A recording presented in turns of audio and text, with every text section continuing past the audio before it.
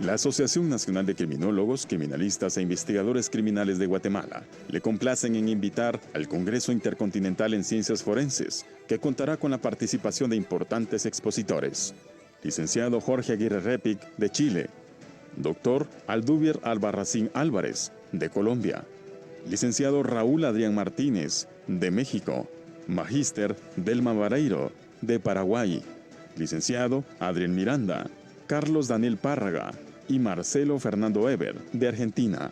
Licenciado Rildo Silveira, de Brasil. Calígrafo Marco Gianetto, de Argentina. Profesor Ramón Antonio Sotelo, de Argentina. Licenciado Mateo Burgos Llano, de Colombia. Magíster Eduardo Viver, de Paraguay. Magíster Abigail Ramírez Hernández, de México. Magíster Miguel Silva, de Portugal. Licenciado Francisco de la Cruz, de Guatemala. Licenciado Juan Morello, de Italia. Licenciado Emilio Paulín Larracoechea, de México. Doctor César Urrutia, de Guatemala.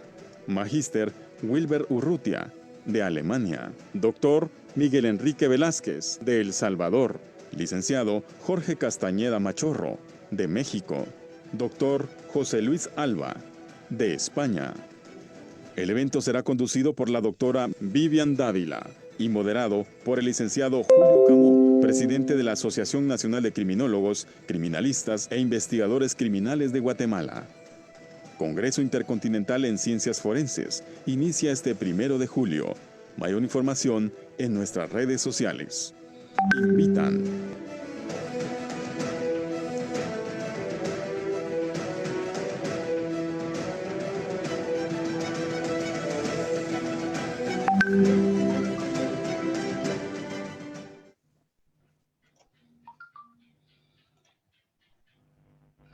Muy buenas noches, amigos, sean bienvenidos hoy 10 de julio a esta quinta sesión de nuestro Congreso Intercontinental en Ciencias Forenses, congreso diseñado para su acceso virtual gratuito.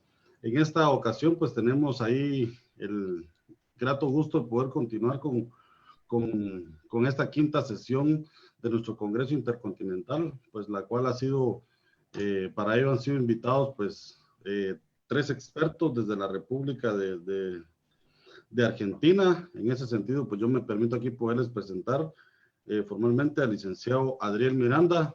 Por favor, licenciado Miranda. Hola, muy buenas noches a todos. Muchas gracias por la invitación, Julio.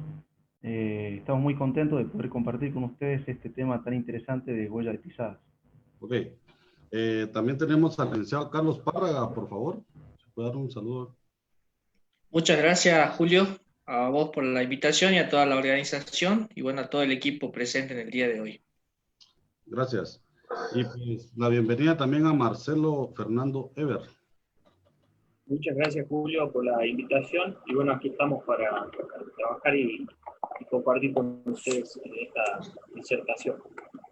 Pues muchísimas gracias. Pues en esta noche pues vamos a tener ahí, nos van a disculpar un poco el tema de la conectividad, pues que dio un poco de problema al inicio, pero ya estamos aquí con ustedes. Ellos el día de hoy pues de manera simultánea, 3 profesionales desde la República Argentina nos traen hoy el tema análisis forense de huellas de pisadas. En ese sentido y sin más preámbulo, pues yo me permito hacerles la más cordial a darles la más cordial bienvenida y pues los dejo en el uso de la palabra. Cuando necesiten que se les cambie diapositiva, por favor me van contando y pues Bien. sean bien.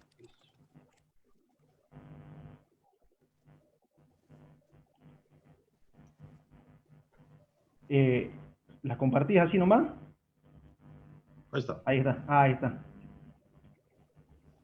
Bueno, voy a empezar.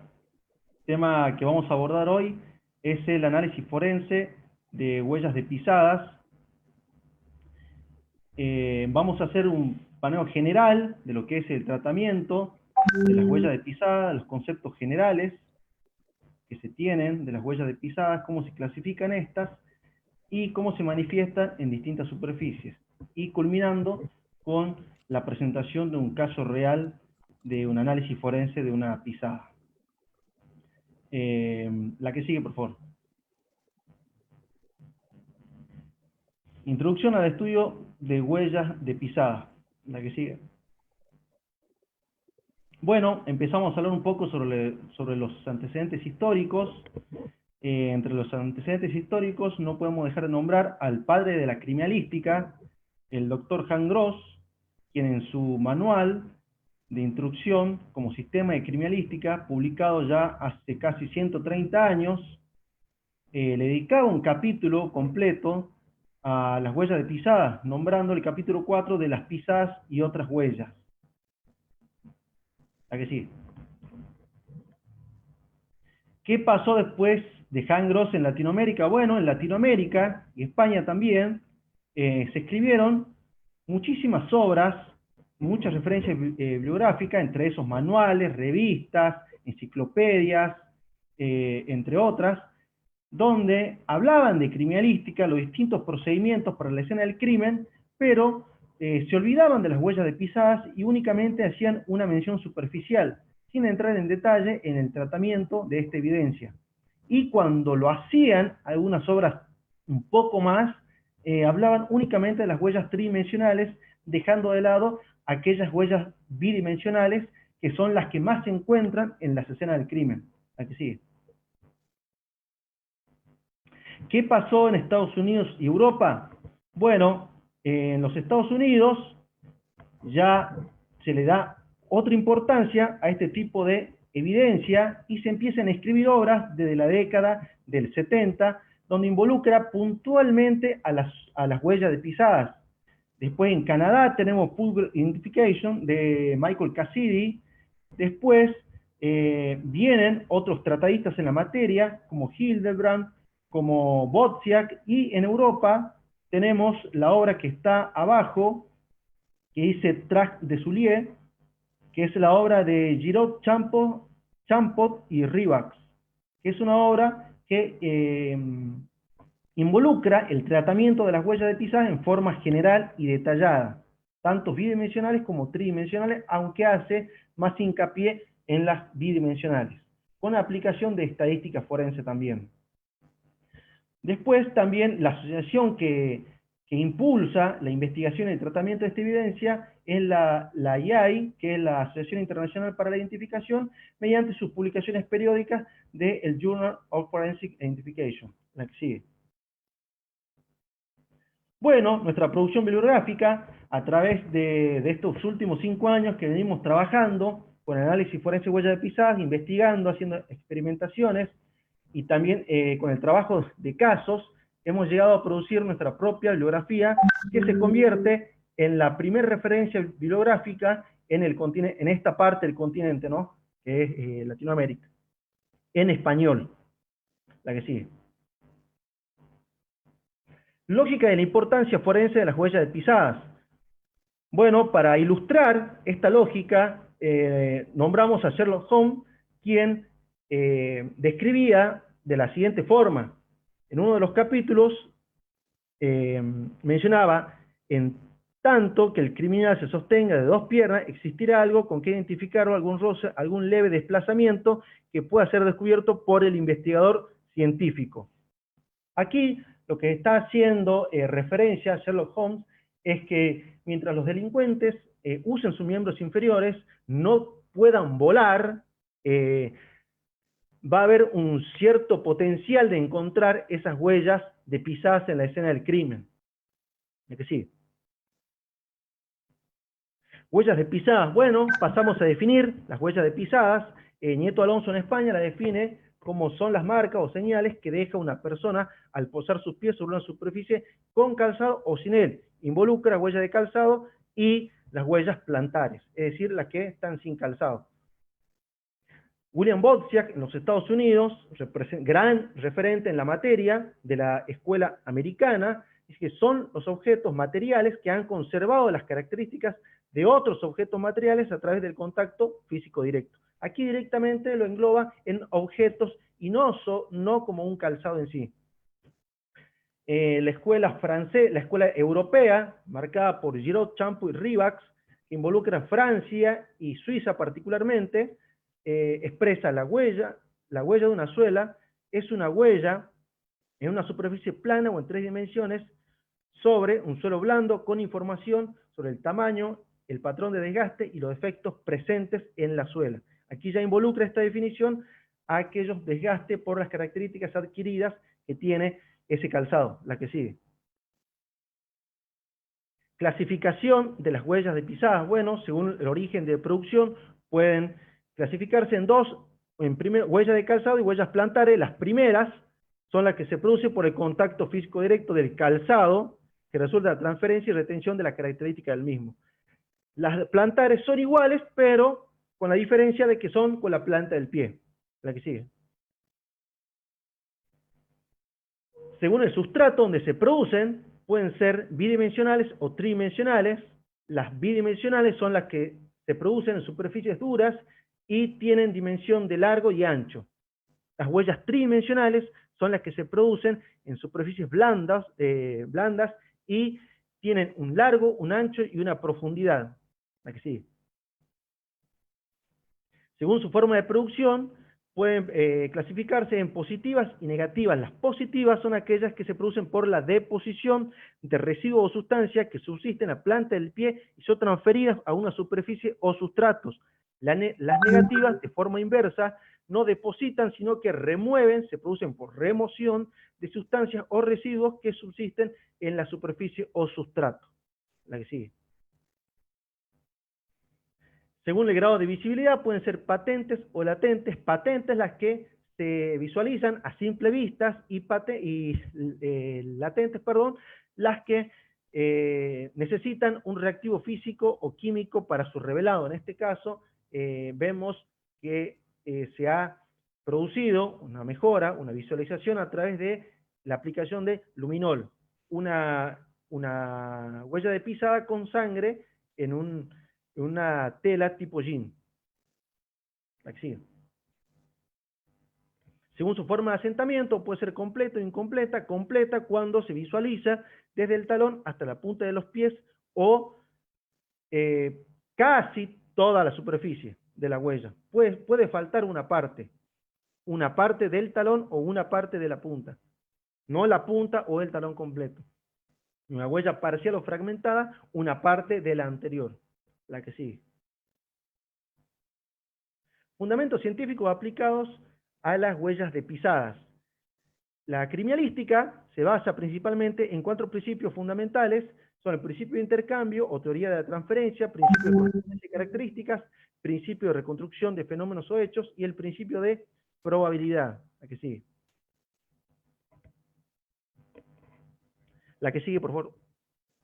Principio de intercambio. El principio de intercambio establece que va a haber en la producción de un hecho delictivo un intercambio entre la víctima, el victimario y el lugar de los hechos. En las huellas de pisadas esto está presente porque así se generan las huellas positivas o negativas en la escena, aunque también pueden generarse en la piel o sobre las prendas, ¿no?, de una víctima cuando recibe una patada. La que sigue. Principio de correspondencia de características. El principio de intercambio se daba por aquella interacción, aquella causa y efecto. Bueno, aquí esa causa, ese efecto donde se ha producido una huella dubitada, como se ve en la imagen a la izquierda, es posible identificarla mediante sus características que han sido transferidas por la acción de la pisada. La que sigue. Principio de reconstrucción de fenómenos o hechos. Al inferir sobre distintas huellas de pisadas halladas en la escena del crimen, podemos hacer una reconstrucción de dónde estaban los participantes del hecho en la escena, ¿no? Si bien no vamos a poder describir con exactitud toda la mecánica del hecho, pero sí vamos a tener esos fotogramas de la película, no la película completa, pero sí ciertos fotogramas de decir, bueno, hay una huella en la cocina, estuvo en la cocina, hay una huella en el baño, estuvo en el baño, y así sucesivamente. La que sigue.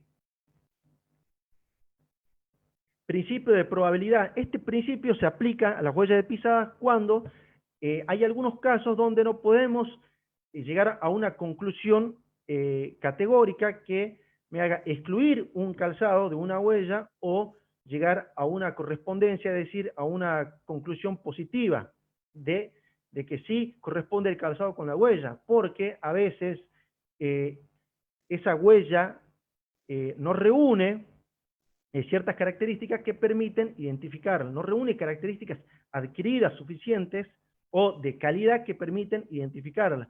Por ende, el perito, el experto, tiene que manifestarse en grados de probabilidad, de acuerdo a cómo esté esa huella de pisada en la escena. Puede ser probable, posible, probablemente no, entre otros. La que sigue. ¿Qué información aportan las huellas de pisadas? Bueno, la escuela francesa explica que se puede establecer el número de participantes como con la cantidad de patrones, es decir, la cantidad de diseños que estén diseminados por la escena del crimen. El sexo sí, porque hay algunos calzados que son exclusivos de mujeres y otros exclusivos de hombres. Bueno, hoy en día, ya con esta diversidad de géneros, ya no sé si será posible establecer esto, pero nos puede dar alguna idea. La talla aproximada, es decir, la altura de la persona a través de la huella, mediante la aplicación de una tabla de conversión, como la tabla de Fregon, o el coeficiente de punto París, podemos llegar a, no a determinar con exactitud, pero sí a estimar relativamente una altura. Movimientos, sí, si encontramos determinadas huellas en algunos lugares, podemos hacer una reconstrucción y a través de esa reconstrucción determinar algunos movimientos que pudieron haber realizado la víctima y el victimario en la producción del hecho. El grado de participación también, ¿sí? Si hay un conjunto de diseños y hay varios involucrados, aquellos diseños que estén más cerca, por ejemplo, de un cadáver, son los que más pueden estar involucrados. Esta no es una valoración que podemos hacer nosotros como peritos, pero sí lo puede hacer un juez, que es el que realmente valora el grado de participación y no los peritos que somos imparciales. La que sigue.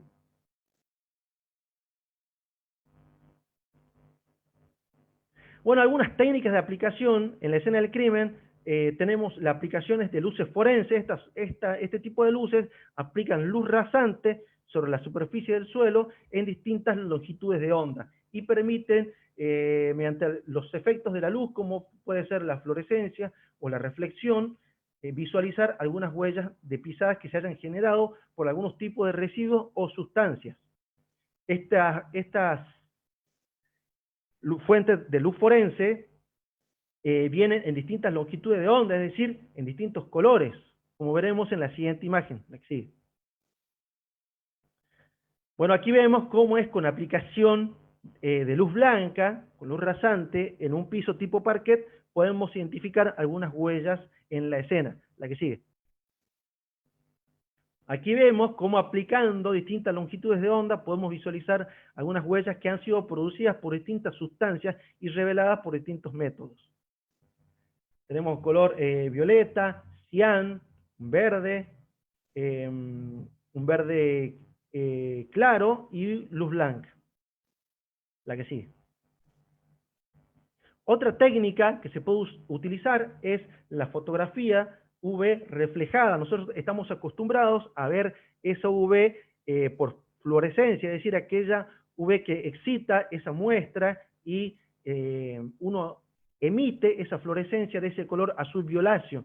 Bueno, en este caso no, sino que se va a ver de este color blanco. Para visualizar este tipo de imágenes, necesitamos un filtro UV en nuestra cámara y una cámara que sea full spectrum, es decir, que permita visualizar la huella o visualizar aquellas longitudes de ondas que son menos de los 400 nanómetros. La que sigue.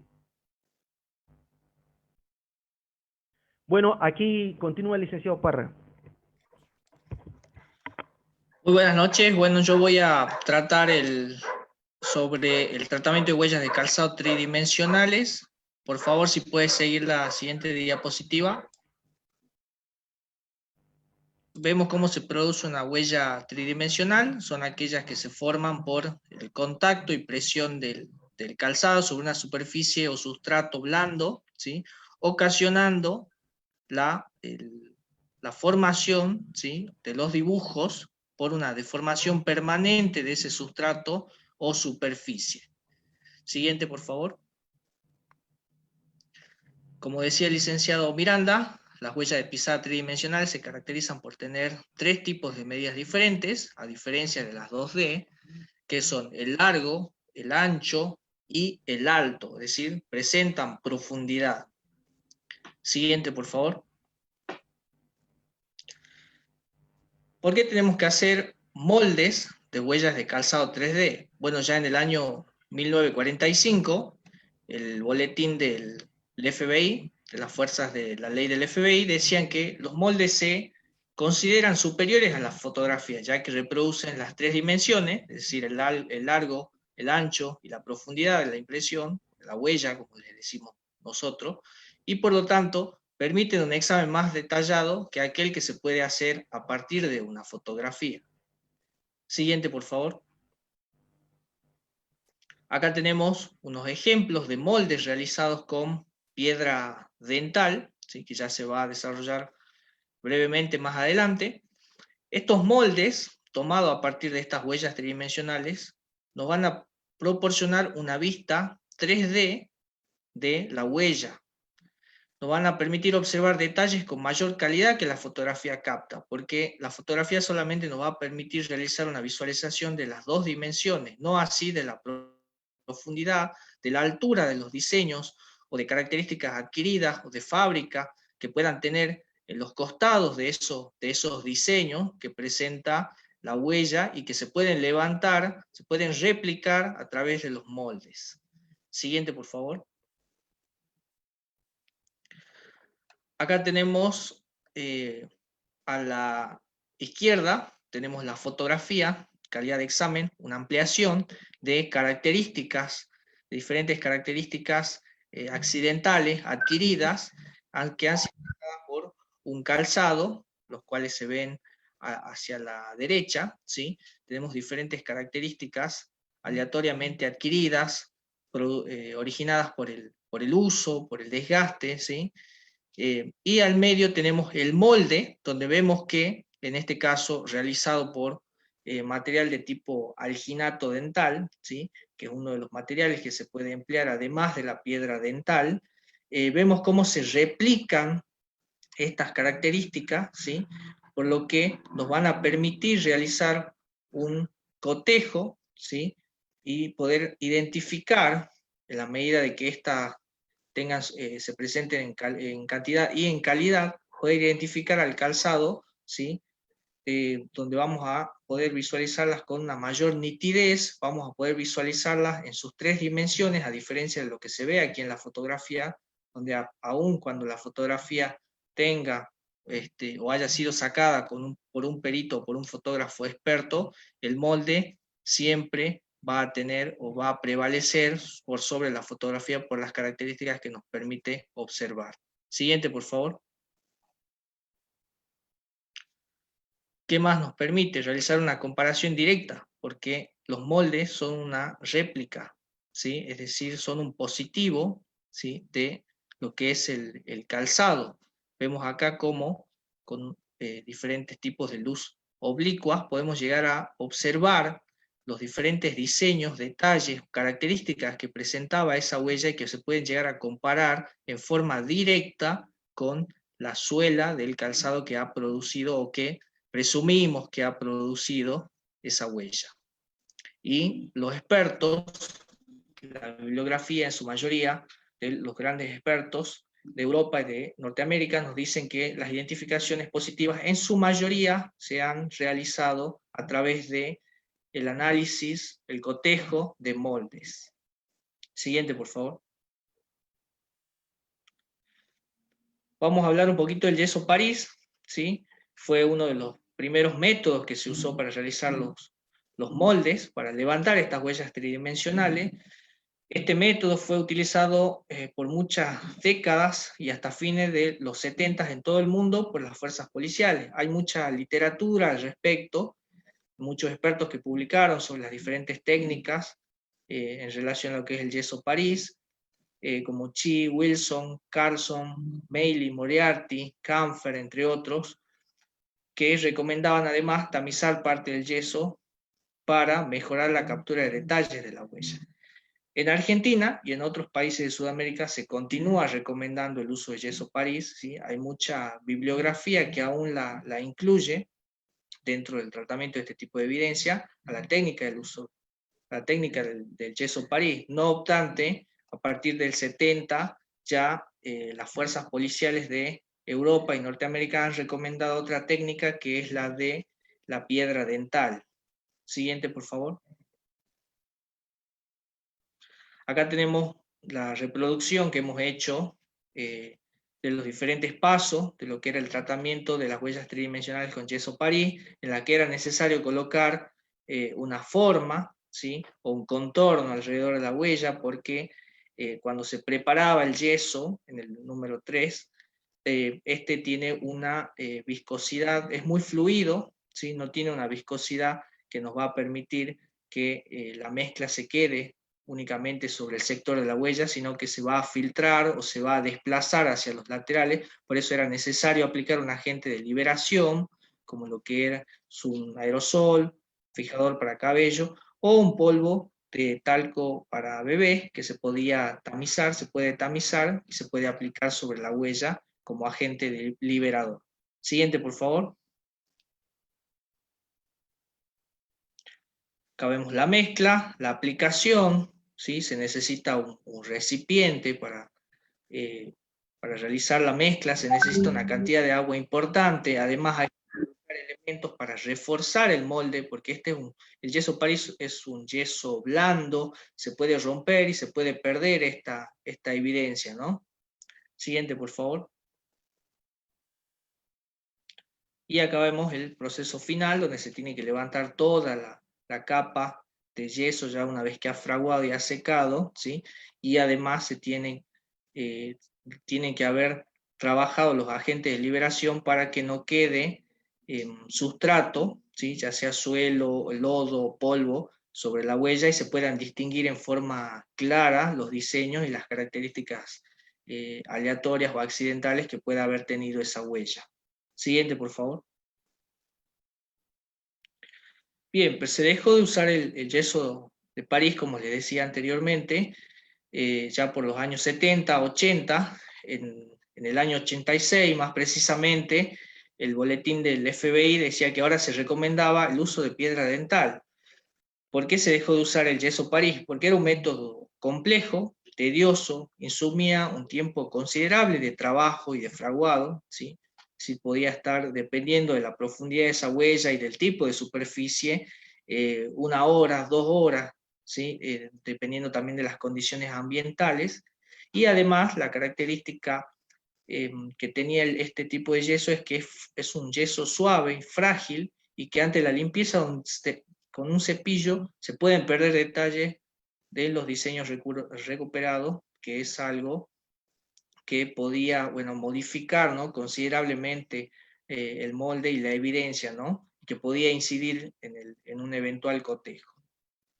Siguiente, por favor.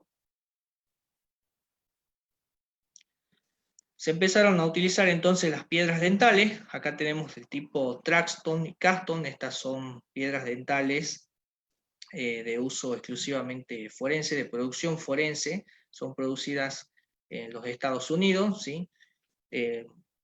Por favor, el siguiente.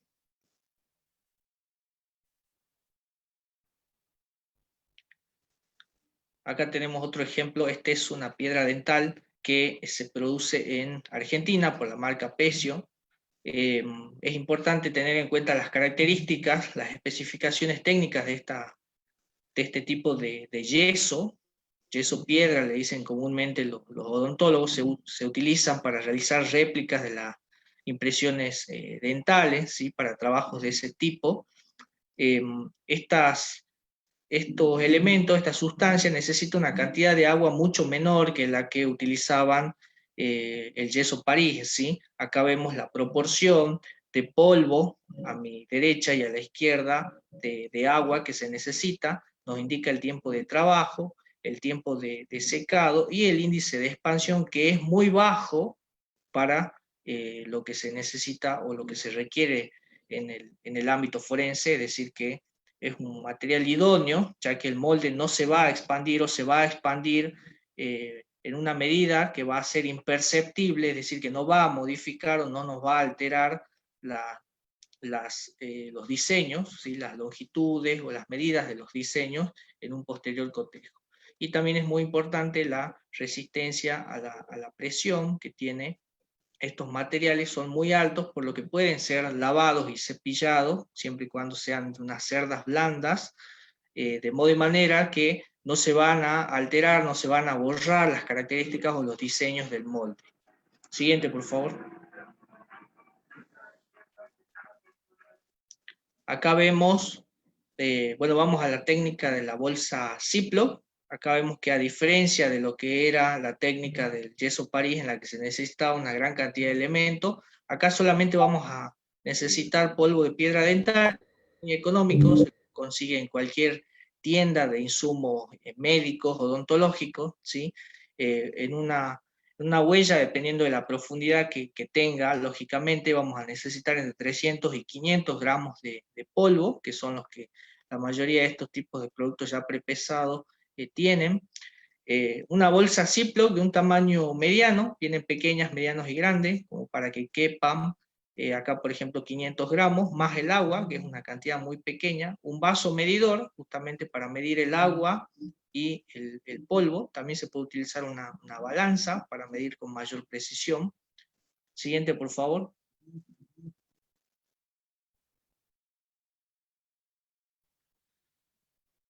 Ahora vamos a la aplicación de esta técnica. Bueno, primeramente se realiza la detección y documentación fotográfica, y con esta técnica la huella tridimensional no requiere de ninguna preparación, a diferencia de lo que era la técnica del yeso París, en la que hay que colocar una forma o contorno y además un agente de liberación, ¿sí? Para que colabore a lo que es el desprendimiento del yeso una vez que ha fraguado. Acá, con la técnica de la bolsa Ziploc, no hace falta una preparación previa de la huella, se puede aplicar de forma inmediata, una vez que se prepara la mezcla, sobre la huella y esperar el tiempo de fraguado, que por lo general son entre 20 y 30 minutos, dependiendo del tipo de suelo, ¿sí? Y de la composición que tenga la mezcla. Siguiente, por favor. Acá tenemos resumido el procedimiento de lo que es la técnica de la bolsa Ziploc, donde se mide, se pesa la cantidad de polvo donde se puede colocar ya en una bolsa. Estas bolsas ya pueden encontrarse separadas, bueno, en los laboratorios forenses, prepesadas, ¿sí? Con la cantidad necesaria de polvo que se vaya a necesitar una vez que se transporte a la escena del crimen para levantar las huellas.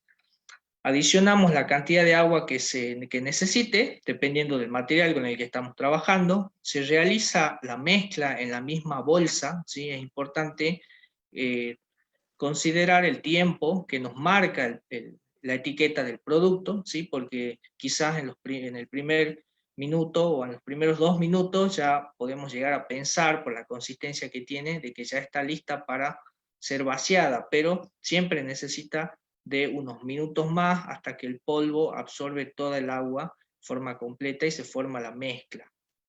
Vemos el vaciado, que se realiza siempre a pocos centímetros de la huella y desde afuera, para no deformarla, para no alterar sus diseños.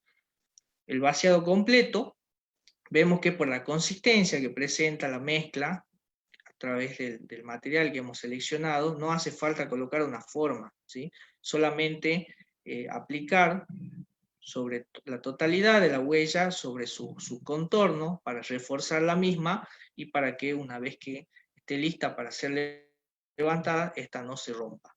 Siguiente, por favor.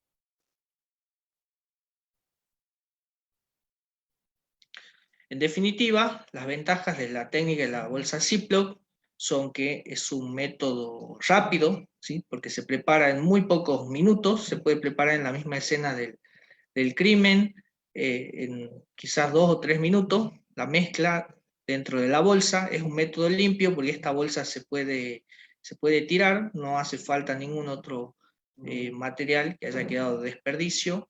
Económico, porque solamente necesitamos la bolsa,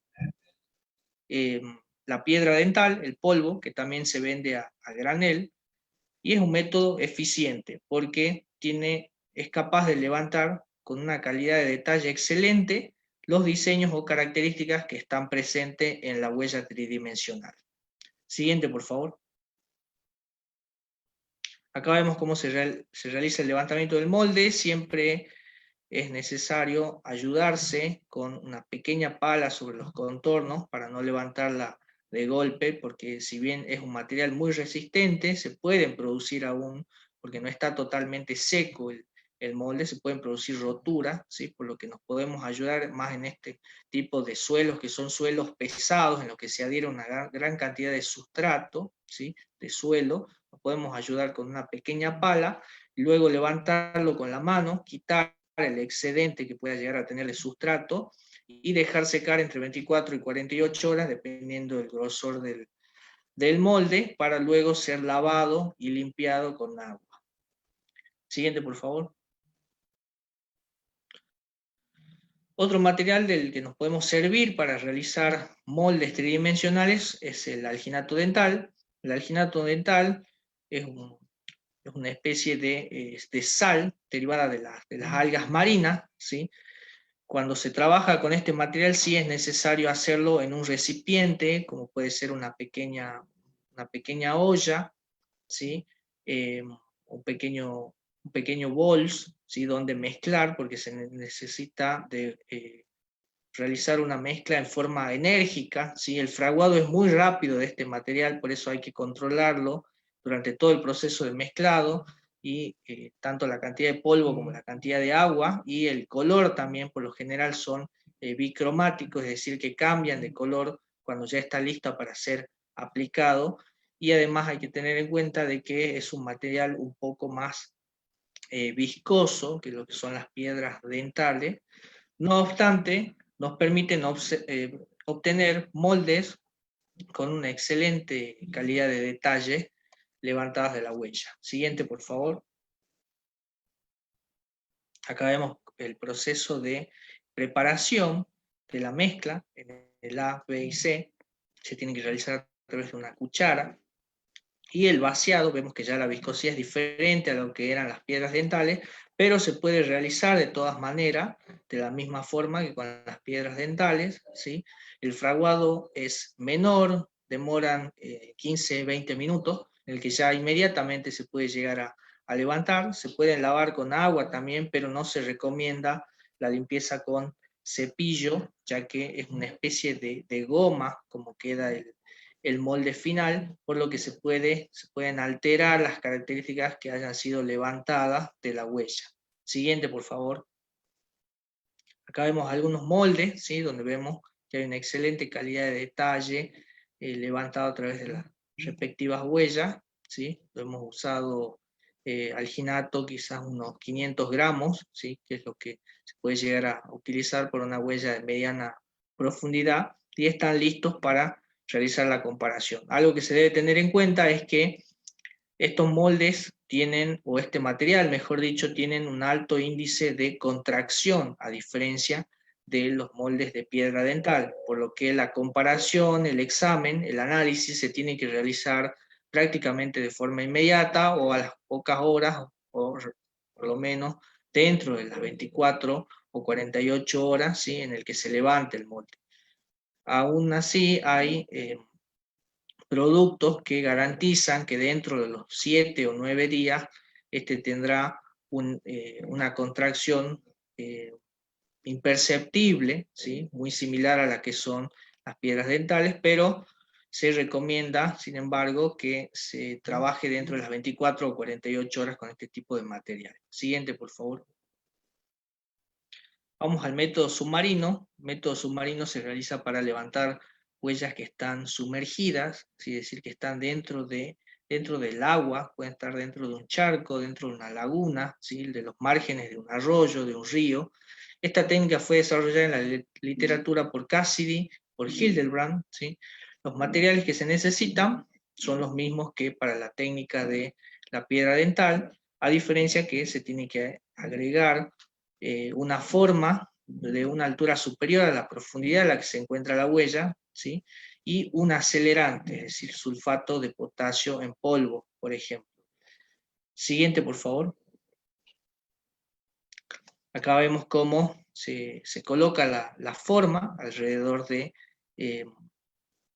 la huella, justamente para concentrar después la aplicación del polvo y para que no se difumine hacia todo lo que es el resto de la superficie del agua. Vemos cómo se espolvorea la piedra dental hasta que ésta se encuentra totalmente saturada, y cuando ésta se encuentra ya saturada de polvo, cuando se ha dirigido hacia el fondo de lo que es de la huella, recién ahí vamos a aplicar la piedra dental, que tiene que ser una mezcla más espesa que lo común, ¿sí? Y vamos a esperar su fraguado, que va a demorar varias horas, a diferencia de lo que eran en otros tipos de superficies, pero que se pueden levantar. Siguiente, por favor. Y también nos van a proporcionar, si bien dependiendo de la cantidad de agua, el volumen de agua que en la huella, van a variar la calidad de los detalles que puedan estar presentes en la huella, pero se pueden levantar de igual manera y podemos observar, en este caso, algunos detalles que han quedado más en el sector delantero, no tanto en el sector del talón, porque puede haber sido erosionado justamente por la corriente, por movimientos del agua, ¿sí? O lo que fuere. Siguiente, por favor. En el caso de las huellas con agua, es un poco más sencillo, se tiene que aplicar también la técnica de la bolsa Ziploc, en la que acá en estos casos, para eliminar esta agua que está cubriendo parcialmente a la huella, aplicamos polvo dental. Vamos a la siguiente, por favor. Vamos a espolvorear el polvo, ¿sí? de modo que absorbe esa agua que se encuentre cubriendo a la huella, absorbe esa piedra dental, y luego vamos a aplicar la mezcla ya cubriendo la totalidad de la huella y poco más hacia los márgenes para reforzarla, y vemos el resultado final aquí a la derecha. Siguiente, por favor.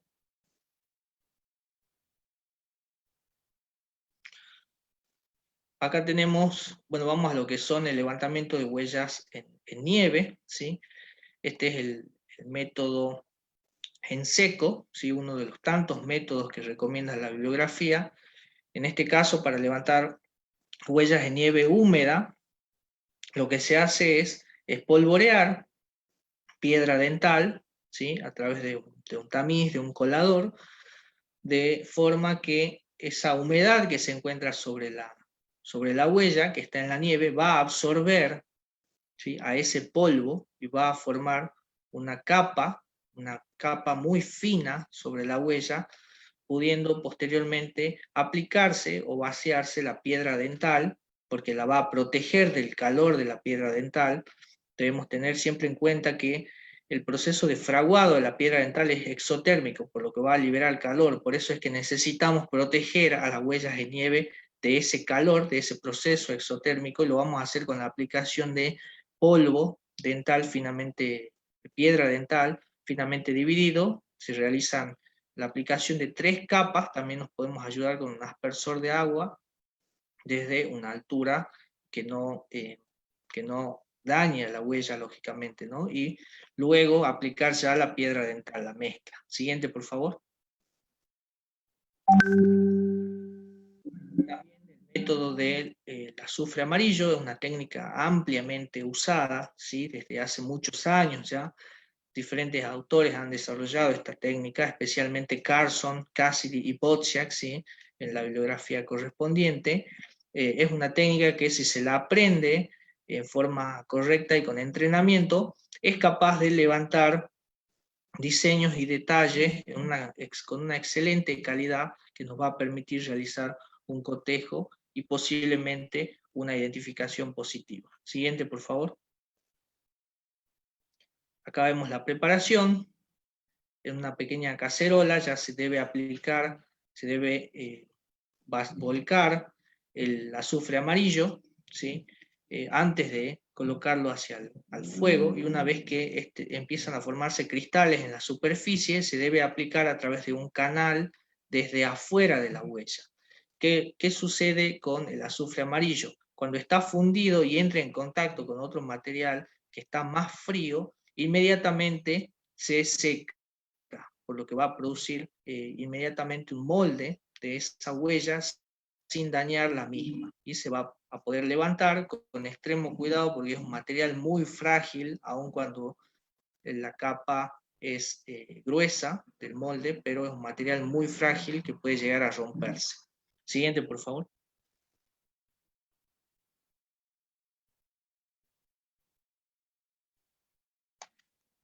Bueno, esto ya entra el licenciado Adriel Miranda para continuar con la charla.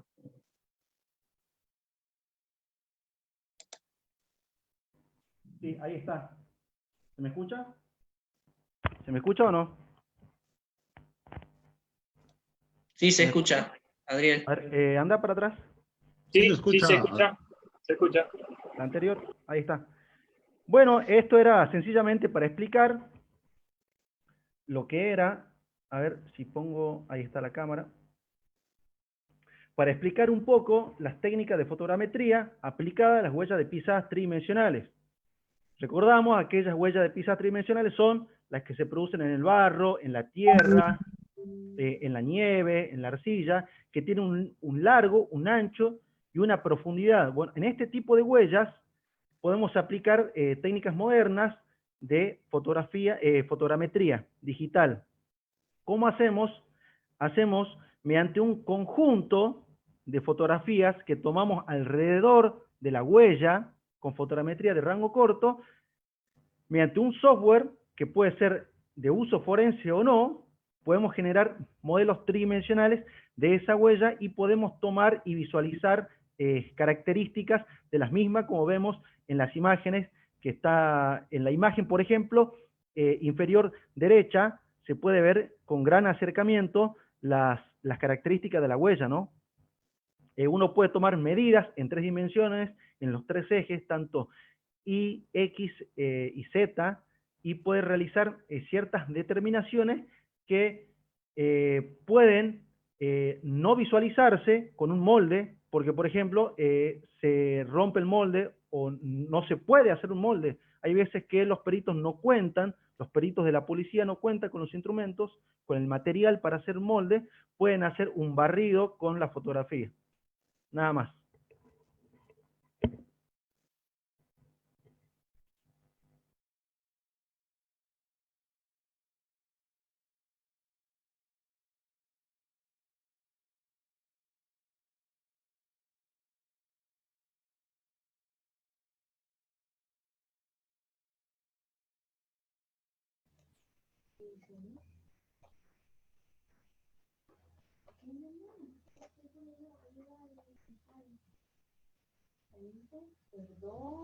No, bueno.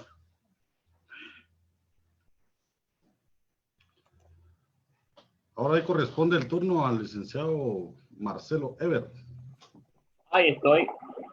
Sí, por favor, Marcelo. Ahora sí. Ahora sí. Sí, sigamos, por favor. Bueno, muchas gracias, Julio. Acá le estamos indicando, mostrando un caso, bueno, ahí está. Un caso que ocurrió en la provincia de Salta, en el norte de nuestro país.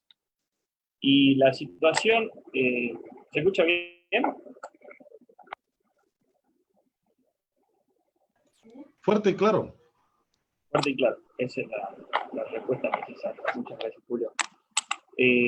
Bien, esto ocurrió un 17 de agosto. Como vemos acá tenemos una imagen satelital del No se sector escucha derecho. bien, Marcelo, no se escucha ahí como una interferencia y algo ahí, no sé qué es. Yo me escucho bien y Julio me dice que sale bien. A ver, ahora te escucho bien. Bueno, yo no sé, la verdad, sí escucho algo de Habla un eso. poco más fuerte, que no se te escucha con tanto volumen. Bueno, no hay problema. Levantamos la voz, entonces. Este es un hecho que ocurrió en el norte de la provincia, ¿sí? Como vemos en la imagen de Google, es un lugar que tiene calles de tierra, por lo tanto, como bien explicaron los colegas anteriormente, el licenciado Miranda y el licenciado Párraga, vamos a tener un sustrato donde se va a estampar huellas por remoción, ¿sí? Y se van a observar huellas tanto 2D como 3D. Continuemos, Julio, por favor.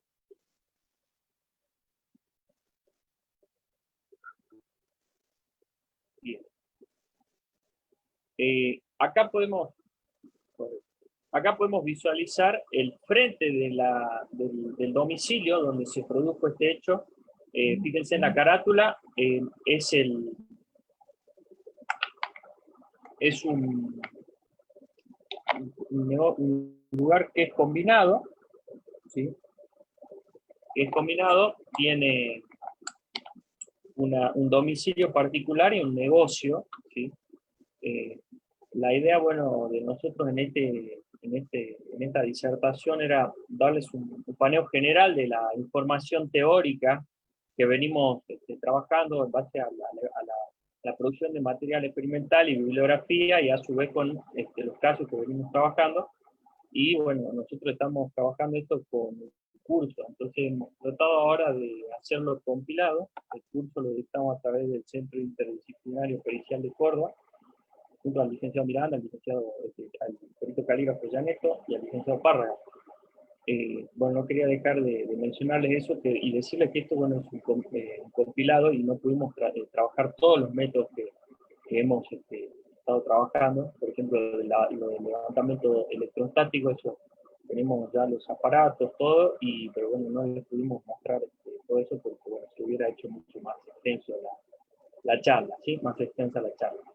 Como les decía anteriormente, bueno, este es un homicidio, fíjense en la carátula, un homicidio en ocasión de robo agravado por el número de participantes, es decir, que ya ustedes tienen para analizar que hay más de 2 personas en este caso, ¿sí? Que ingresaron al domicilio de esta persona, que sufrió el robo, ¿sí? En su domicilio, ¿sí? Y en esa situación, es que aparentemente estos malvivientes, como se denomina en la jerga normalmente, lo encontraron ahí en el domicilio y lo asesinaron. Como vemos acá en el frente, en el sector izquierdo en la imagen, se puede visualizar un portón y ese lugar colinda con un terreno baldío. Si ustedes observan hacia la derecha en el plano, podemos visualizar acá en el número 1, bueno, ahí tenemos el indicio marcado como número 1, tenemos ya algunas de las huellas que se obtuvieron para hacer el análisis de las huellas de pisada. Esa es otra cuestión que tuvimos acá, es una limitación en cuanto al trabajo criminalístico, al trabajo forense, porque en el momento que empezamos a trabajar en este caso, como perito de parte, el licenciado Párraga y yo,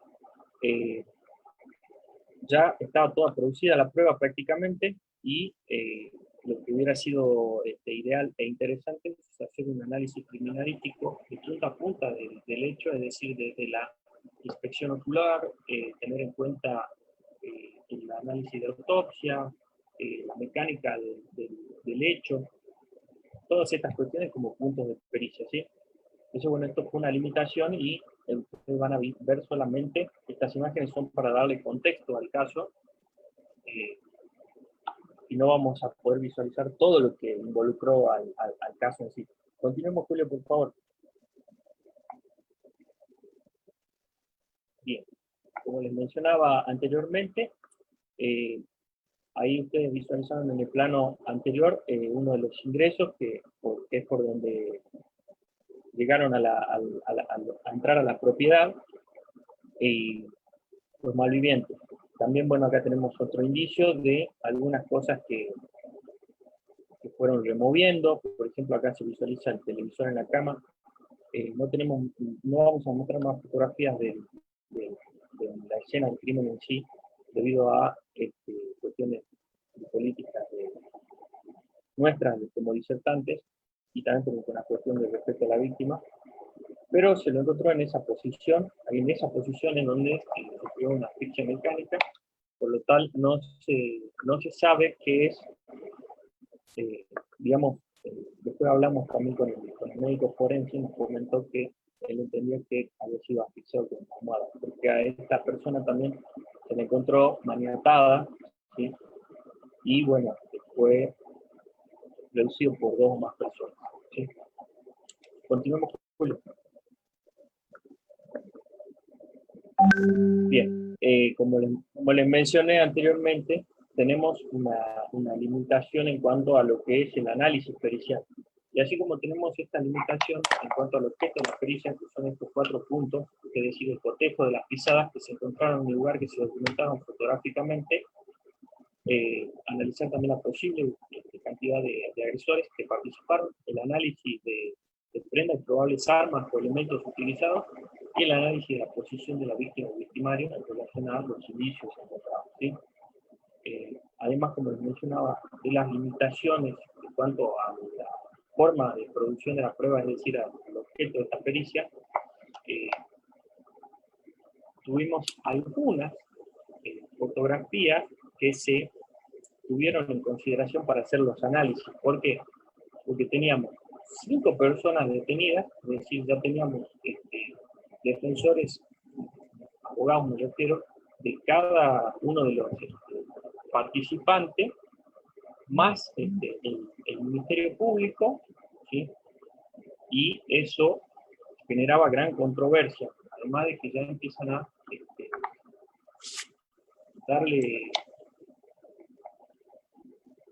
ponen polémica en las fotografías, en cuanto a las fotografías que se tomaron en el lugar, sobre quién las había tomado. Hay una fotografía al final que les voy a mostrar, que se me adelanta ahora, que es muy, muy interesante para tenerlo en cuenta, y por eso les decía esto de las limitaciones. Continuemos, Julio, por favor. Habiendo dado un paneo del objeto de la pericia, ¿sí? Vamos a ir directamente ya al trabajo pericial en sí. Bueno, más casos y más información teórica de esta cuestión que venimos charlando, la van a obtener en el curso. Si ingresan a la página del Centro Interdisciplinario Pericial de Córdoba, van a obtener esa información y, bueno, algunas consideraciones, porque vamos a alargar el mes que viene otro tomo del curso, otro cohorte. Acá tenemos, bueno, para la obtención de impresiones testigos, fíjense, esto es muy importante en relación a lo que es la cadena de custodia, ¿sí? Acá está el sobre de papel donde estaban contenidas las zapatillas pertenecientes al imputado, que era uno de los defendidos por el abogado que contrata. Está también a su vez en un sobre plástico, y observamos acá que está todo en condiciones, ¿sí? Bien.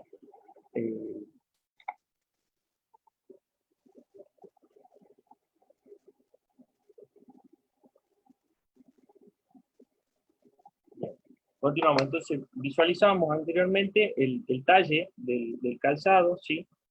O sea, las características ya de fabricación que presenta el mismo, las condiciones en las cuales se encontraba, que eran condiciones regulares malas, porque tenía, por ejemplo, si ustedes visualizan a la derecha, que es el calzado del pie izquierdo, una gran perforación ahí, que ya vamos a ver más adelante la importancia de esa perforación para lo que es identificación. Continuamos, por favor.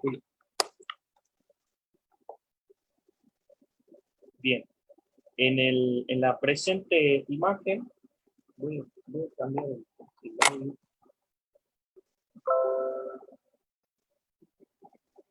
Bien.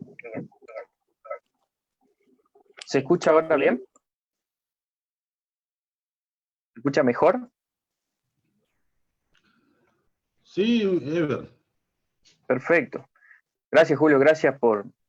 Es que tengo 2 dispositivos, siempre estoy revisando con uno la presentación y con uno el audio. Y el video, sí, también.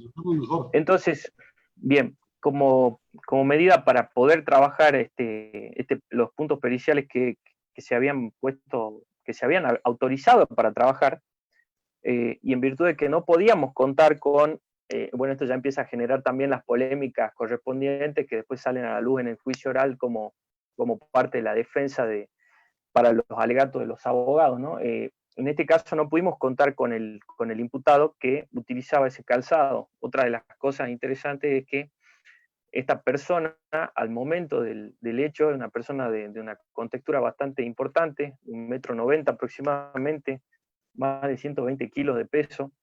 Al momento en que se tendría que haber utilizado a esta persona para obtener las impresiones de testigo que se hicieron en 3 dimensiones, ya tenía, por el tiempo que había estado detenido, un peso mucho menor. Entonces, fíjense lo interesante para considerar de estas variables, ¿no? Entonces, utilizamos una persona de contextura similar al imputado en el momento del hecho, para que se calzara la zapatilla, teniendo en cuenta las medidas de bioseguridad también, y se hicieron las impresiones testigo para hacer el cotejo posterior. Continuemos, Julio.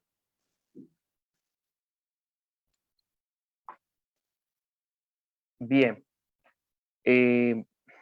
Como medida para hacer el análisis del cotejo que les mencionaba, utilizamos los distintos materiales que ustedes pueden visualizar a continuación. Como mencionó el licenciado Parra, utilizamos el molde de yeso, también un molde de alginato dental que tuvo, bueno, unas características pero muy buenas para el análisis. ¿Sí? Fíjense ahí en la impresión inferior izquierda tenemos la marca, ¿sí?, de la zapatilla sobre arcilla. Esa es otra cuestión. Hicimos yeso, alginato, bueno, hicimos más de 40 impresiones, tanto 2D como 3D, ¿no? Y en la inferior tenemos la de arcilla. ¿Qué tiene de interesante lo de la arcilla?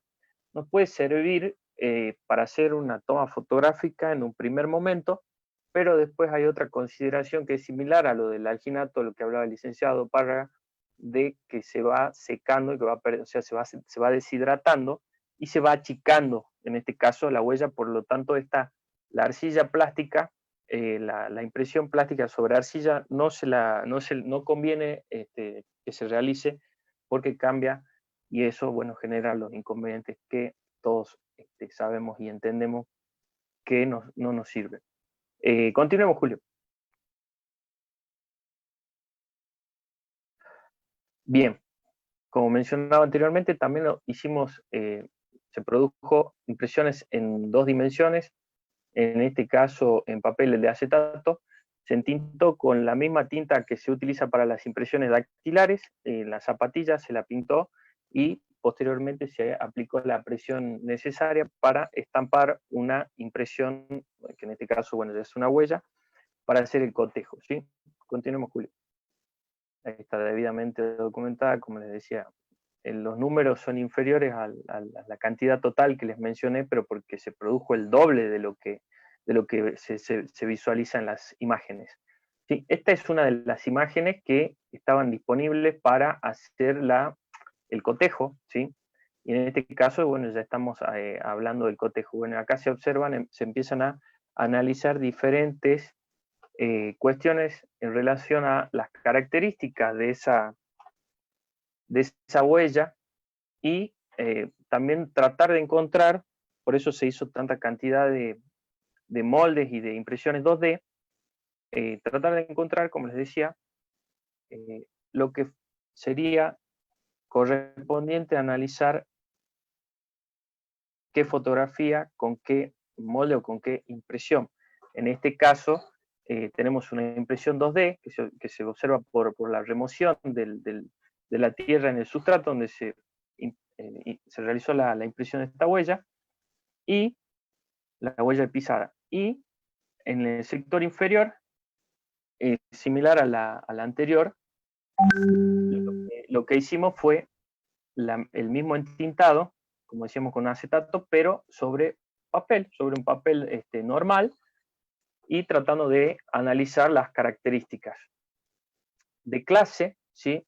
Por ahí estas características sí son las que se pueden detectar. Recordemos que las características de clase son las que resultan del proceso de fabricación del calzado, ¿sí? Y se dividen en generales y limitadas. Las primeras, o sea, las generales, incluyen aquellas que son estándar para cada artículo de esa marca y modelo. Ya vamos a ver más adelante un ejemplo específico de esta situación para que lo tengan en consideración. Y después las limitadas, que son las variaciones que son únicas para ese determinado calzado. Continuemos, Julio, por favor. Bueno, acá, en base a todo lo que ya fuimos viendo y analizando, podemos establecer, bueno, que son unas zapatillas, ¿sí? Marca Adidas. El modelo es el modelo de suela, ¿sí? Es X-Traction, ¿sí? Ese es un modelo que está compartido en varias otras, en otros modelos de zapatilla Adidas. Acá en esta placa no sería una diferencia en la característica de clase, sino serían una diferencia en las características de uso general, ¿sí? ¿Cuáles son las características de uso? Son las que va adquiriendo el calzado a medida que va siendo utilizado. Entre ellos, bueno, varios de los análisis de bibliografía que hemos realizado, tanto de Francia como de Estados Unidos como de España, nos muestran este tipo de utilización a lo largo de los días, cómo va desgastándose la zapatilla, la suela del calzado, ¿sí?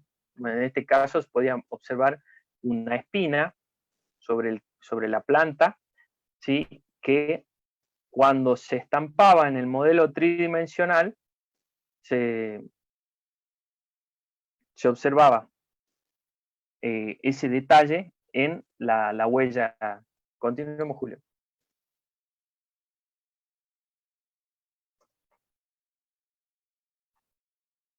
Bien.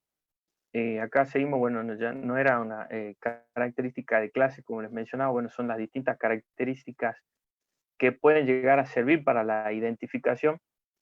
Dale un clic más, Julio, por favor.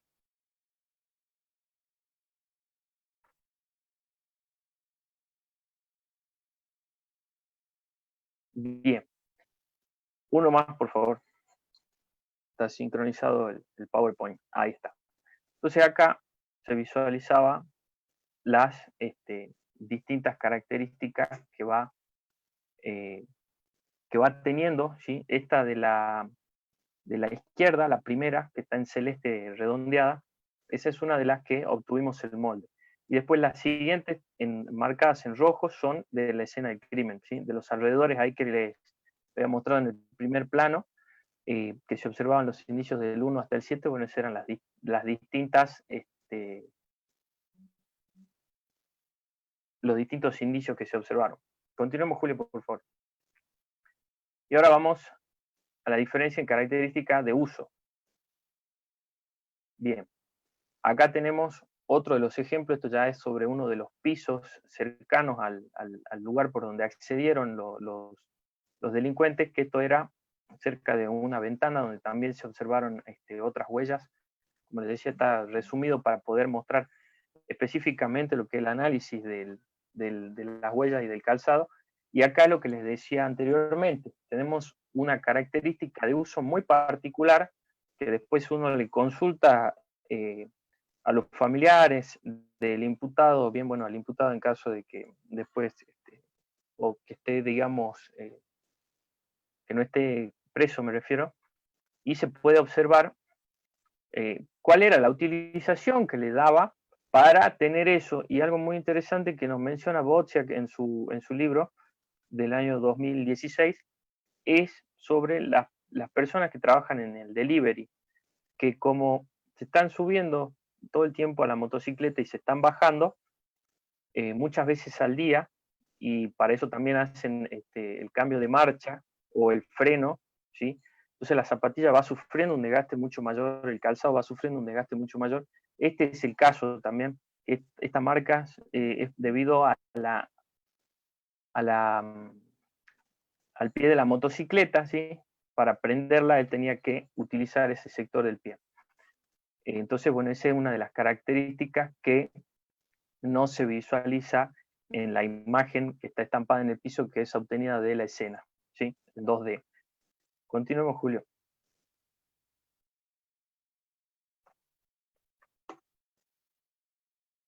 Bien, estos son las fotografías que hicimos con los colegas del Departamento de Criminalística del norte de la provincia, más específicamente en Tartagal. Un gran saludo para ellos, un gran agradecimiento por la colaboración y el trabajo que se realizó de forma muy profesional. Fíjense, la cantidad está, como les explicaba anteriormente, está duplicada la cantidad de huellas. Nosotros nos llevamos una cantidad para cotejo. Hasta acá trabajamos de forma conjunta y posteriormente cada uno, o sea, cada grupo, cada equipo tuvo la posibilidad de emitir su dictamen con sus conclusiones. Continuemos, Julio. Bien, como les explicaba anteriormente, esos modelos de zapatillas Adidas, la Canadia, la Trace Rocker y la Galaxy Trail, que era la que estaba involucrada en este caso, que había sido secuestrada en la casa de uno de los imputados, comparten la misma suela. Fíjense que tienen diferencia en la fabricación en cuanto al color, pero el modelo, es decir, el molde, es el mismo, ¿sí? Continuemos, Julio. Bien, como les decía anteriormente, esto que generaba una cierta polémica, y acá, bueno, también, si nos ponemos a hacer un análisis más firme de si la huella es apta para cotejo, debería ser objeto de análisis, ¿no? Esa situación. Por otro lado, acá lo que se puso en tela de juicio era, y que no fue admitida para hacer el análisis, esta es que está cerca de la calle, esta huella, cerca de la calle. Recuerden que era todo un piso de tierra alrededor de la propiedad de esta persona. Está sobre una huella de vehículo, ¿sí? Y fue sacada por un oficial de policía, no por personal de criminalística, ¿sí? Entonces, fíjense la importancia. Tampoco tiene un testigo métrico, pero es muy importante tener en cuenta que, fíjense, en este caso, toda la información que podemos obtener de lo que venimos hablando, de lo que hablamos en la parte teórica y de lo que les mencioné anteriormente. O sea, en este calzado, las características, ¿sí?, de fabricación, es decir, las características de clase, ya estarían descartando totalmente el modelo que usaba uno de los imputados, que era el que se hizo el cotejo que estuvimos analizando, ¿sí?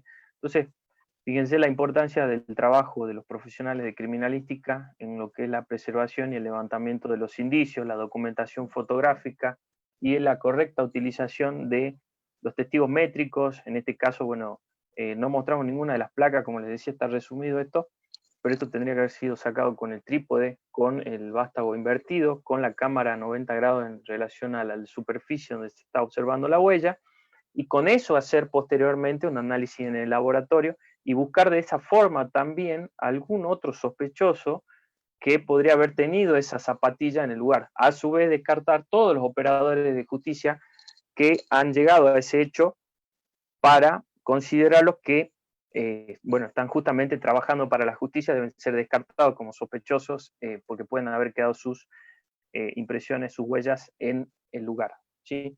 Bueno, eso sería todo más o menos. Creo que nos estamos excedidos un poquito de tiempo. Gracias, Julio. No sé si había un lugar después para las consultas.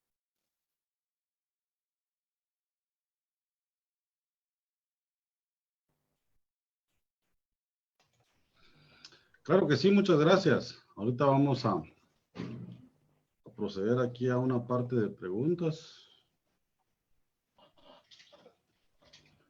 Vamos a regresar a la sala de Zoom. Y tal vez vamos a empezar aquí con algunas. Tal vez nos decía aquí Humberto Figueroa. Buenas noches, Slick. Al obtener una huella o pisadas en una escena del crimen, ¿cómo es el procedimiento para el levantamiento? Asimismo, ¿cómo establecer o identificar a quién le puede pertenecer esas huellas? Creo que esto lo decía al principio, después de toda la magna explicación que dieron los tres, pero para no obviar su pregunta ahí de Humberto Figueroa. Claro, bueno, muchísimas gracias.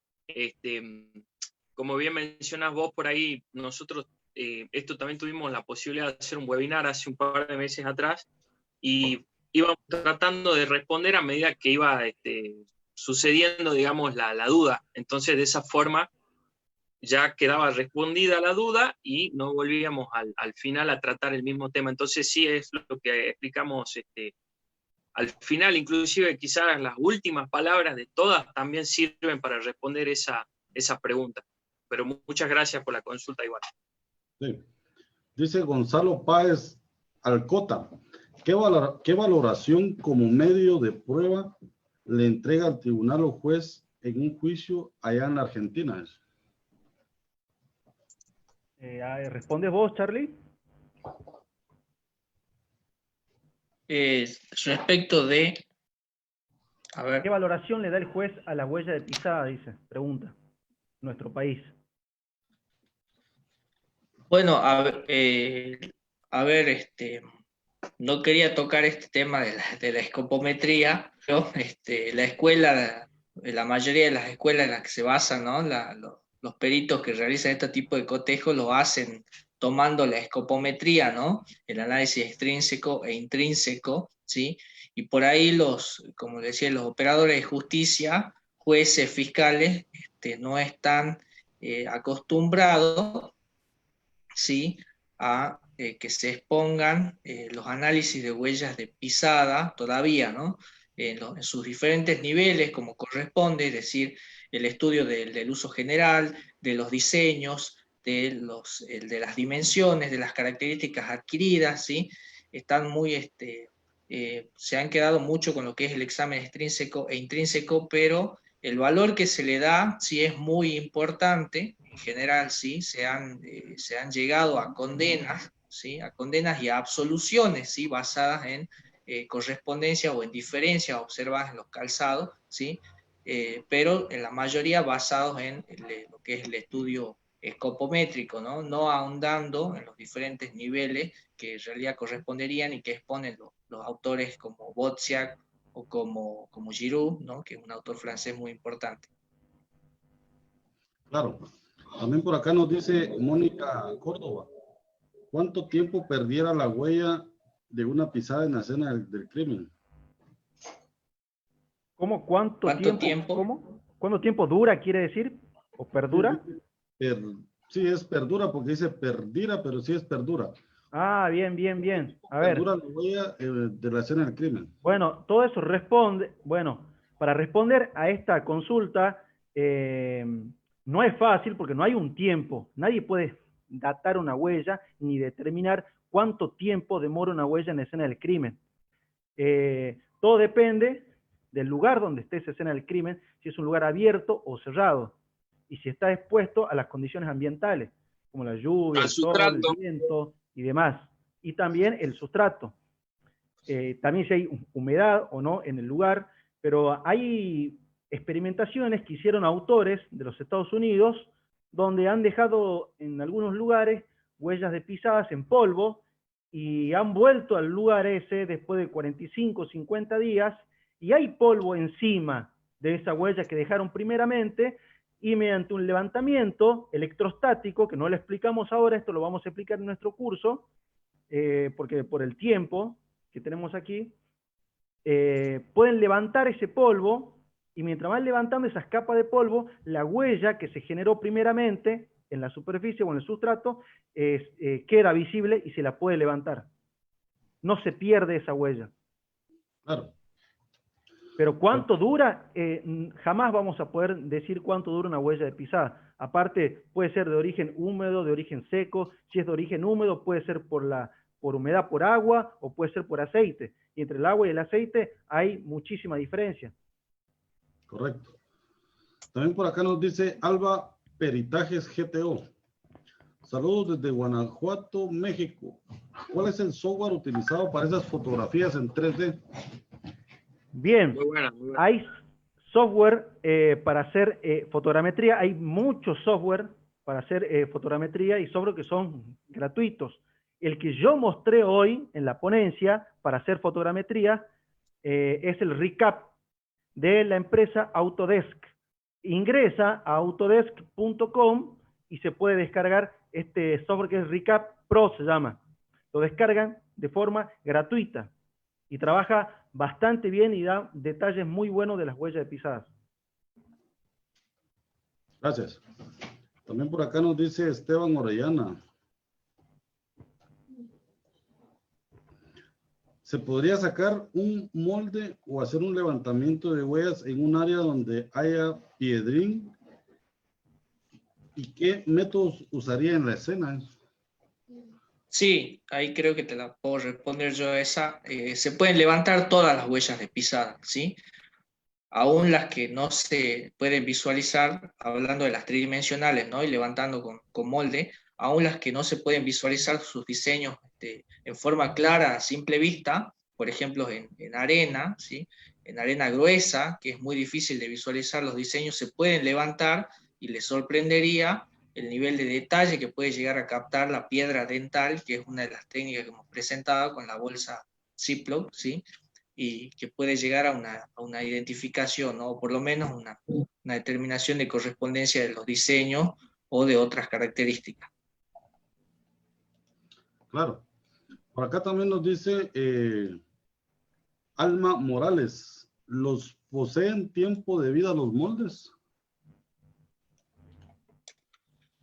Bueno, como se denomina piedra dental, queda prácticamente como una piedra, ¿sí? El índice de expansión que tiene, es decir, la tasa de la que se agranda ese molde es muy pequeña, es imperceptible, ¿sí? Y como queda como una especie de piedra, ¿sí? Mientras se preserve, eso puede quedar en las mismas condiciones, pero muchísimos años, ¿no? No podemos decir cuánto tiempo, siempre y cuando se cuide, se preserve la forma correcta, no se golpee, ¿sí? Pero puede durar muchos años, no se va a modificar, la tasa de expansión es bajísima, así que perduran por mucho tiempo. Claro, gracias, Carlos.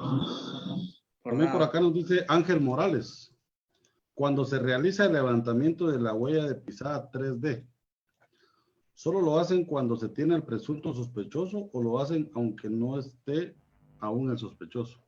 No, se tiene que hacer siempre, siempre. En la escena del crimen no siempre vamos a tener un sospechoso cuando van los técnicos en la escena del crimen. Tienen que levantar, se recomienda que se levanten todas las huellas a través de moldes y eventualmente si llega a surgir el nombre de un sospechoso y se incautan los calzados, bueno, se va a poder comparar, ¿no? Pero se recomienda que se levanten siempre y todas las huellas de pisada 3D que estén en la escena. Agrego algo aquí a la pregunta esta, con respecto a las fotografías también, cuando hay muchas huellas de pisadas, uno se puede preguntar qué huella voy a fotografiar. Bueno, tiene que fotografiar todas siempre. Ante esta pregunta, todas. Bueno, en el curso también como aporte mencionamos también ahí el método para hacer todos los pasos para la documentación con luminol, y siempre también consideramos nosotros importante la referenciación con los indicios y con lo que es la planimetría, de modo tal que cuando uno está haciendo las fotografías, cuando se utiliza algún método químico de revelamiento, en este caso lo de la quimioluminiscencia del luminol, van a necesitar oscuridad total. Entonces es importante documentarlo bien. Entonces con algún otro tipo de iluminación hacer una fotografía general para tener en cuenta dónde está ubicado ese indicio, ¿sí? O en el recorrido de cada huella, hacer fotografías generales para mostrar dónde están esos indicios. Bueno, eso sería alguno de los aportes. No, pues muchísimas gracias, Adriel, Carlos, Marcelo, una muy excelente conferencia, webinar el día de hoy. Sorprendido porque 3 importantes profesionales al mismo tiempo, de manera simultánea, pues dando esta importante charla muy técnica en cuanto al aspecto criminalístico y muy importante que se pueda conocer. En Guatemala un tema del que poco se habla, ¿verdad? Y estas técnicas seguramente pues son muy enriquecedoras, y pues gracias a ustedes por haber aceptado la invitación a este Congreso Intercontinental en Ciencias Forenses, a ese apoyo, y a esa voluntad de siempre querer ahí cooperar, y primeramente Dios, pues vamos a estar ahí para futuros eventos, Guatemala les va a decir presente también. Así Muchísimas gracias, Julio. Muchísimas gracias. Con Así respecto de a las que- huellas de Muchas pisada, lo que vos decías, que no se ven ahí, no hay muchos estudios. Bueno, aquí también pasa lo mismo. En realidad pasa en Latinoamérica. Yo lo expliqué al principio porque no hay bibliografía. Al no haber bibliografía, estudios y demás, no hay entrenamiento, no hay cultura forense en la búsqueda y detección de este tipo de indicios en la escena del crimen. Por ende, tampoco generan casuística y por ende no se le da un valor que se merece de esta evidencia, ¿no? Claro. Bueno, entonces lo dejo ahí a Marcelo para que dé unas sus palabras de cierre. Dale, gracias Julio, gracias a todos los que nos dejaron entrar a sus casas de esta forma, que bueno, se han borrado las fronteras. Agradecimiento ahí para la asociación, para Guatemala y para todos, bueno, los que estuvieron constantes ahí durante toda la audiencia. Y bueno, nos pueden buscar en las redes para seguir en contacto. Y bueno, un gran Mira, abrazo y seguramente iremos a Guatemala cuando nos inviten. Bien, sí, una cosa más, si quieren información sobre lo que hemos dicho ahora, podemos brindar algo. Si siguen la página Campus Forense, y ahí nosotros le vamos a poder brindar algún tipo de información que requieran al respecto. Muchas gracias. Campus Forense. Gracias. Buenas noches. Muchas gracias, Julio. Muchas gracias a los organizadores y a la audiencia por todo. Hasta luego. Bueno, entonces, bien, ya saben, amigos, pues muchas gracias por habernos sintonizado, por haber estado con nosotros en esta noche. Hoy estamos finalizando la quinta sesión de nuestro Congreso Intercontinental en Ciencias Forenses. El día lunes 13 de julio vamos a continuar con la sexta sesión. Esta es de la República de Brasil. Va a estar el licenciado Rildo Silveira con el tema Análisis Criminológico de abusadores sexuales de niños.